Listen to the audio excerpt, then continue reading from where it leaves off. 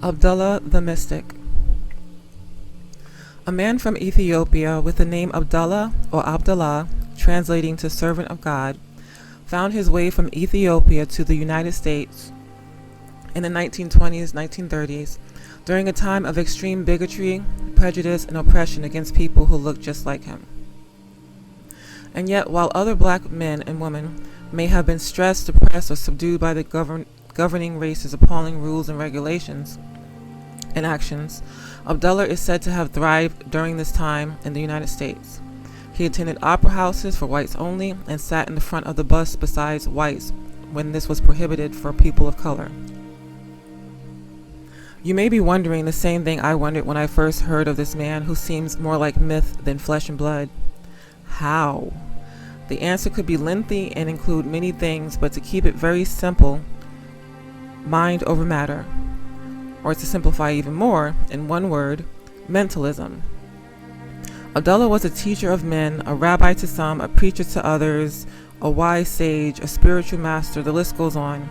I personally believe he embodied parts of numerous religions and beliefs, and so was able to be welcomed into any setting, with any group, and listened to intently as if he were a guru. One of his most famed teachings was to his famous student, Neville Goddard. I personally had heard of Neville in passing, but never stopped to watch his videos or read his works because my intuition screamed out, he is not the teacher, he is the student. This is a weird thing for one's intuition to scream out randomly, and I later by chance found it was true. Neville, who was followed by many and acclaimed by many more, had learned most of what he knew from a brown-skinned man from Africa, during a time when such men were barely considered more than beasts. The irony is astounding, and yet this is a very common theme in American history. Black men and women silently and without recognition did the hard work, made the music, built the inventions, and gave sage advice to whites who took the credit and ran with it. So the uncovering of this hidden mystic behind the attractive face of Neville Goddard did not surprise me at all. At some point, Abdullah is said to even have housed Neville when he was homeless. During a time of such racial inequity, this is truly remarkable. Now back to his most famed teachings in regards to Neville. Neville wanted to go to Barbados but had no money. Abdullah instructed Neville to imagine himself already in Barbados, not the cold of New York. And once he had truly believed himself to be there, he would be there. Neville thought this impossible but did as directed. In quotes, he said to me, "You are in Barbados." I said, "I am in Barbados?" He said, "Yes, you are now in Barbados. And so you see Barbados, and you see America from Barbados, and you can smell the tropical land of Barbados, see only the little homes of Barbados, and that's all you do. You just simply sleep this night in Barbados." This was the discussion between Neville and Abdullah. Not long after this, Neville received a random letter from his brother with a ticket to Barbados without having spoken to his brother and being completely unaware of his desire to go there. Neville used his money to buy a ticket to Barbados. He was supposed to travel economy, but at the last minute a first-class seat opened up and he was living his dream. He later took his teaching gained from Abdullah and remarketed it as the law of assumption.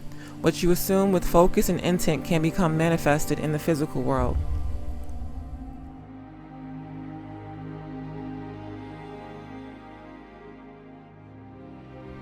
What may be most surprising about the relationship between Abdullah and Neville Goddard is that Neville actually mentions and recognized Abdullah as a teacher and did not just hide him behind the ventriloquist puppet. This is commendable given what the norm was. And even so, I found reference that Neville said Abdullah knew the law but not the promise. The promise is reference to Neville's work, the law, and the promise, which some say was his breakaway from his mentor Abdullah into his own beliefs and theories, which seemed to drastically divert from the original teachings of Abdullah. Key to note here that his following reduced substantially once he began preaching his own ideas. I'll let you take that as you wish. And as for Joseph Murphy, a Wikipedia article does not mention Abdullah at all and credits a Thomas Troward for being Joseph's teacher.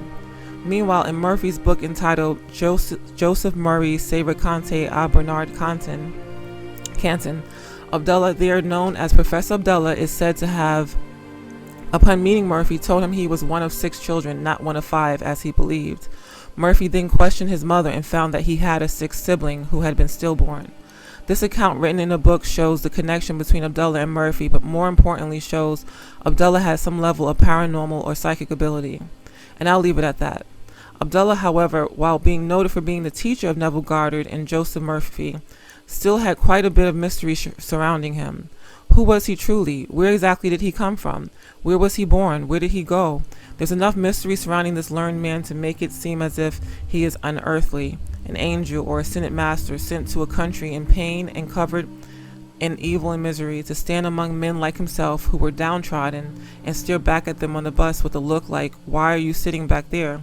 This seat is far more comfortable and the view is amazing."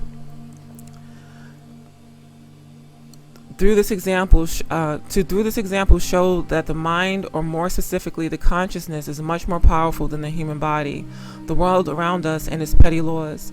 To express through his teachings, which I was lucky to find a reprint of a book by Walter C.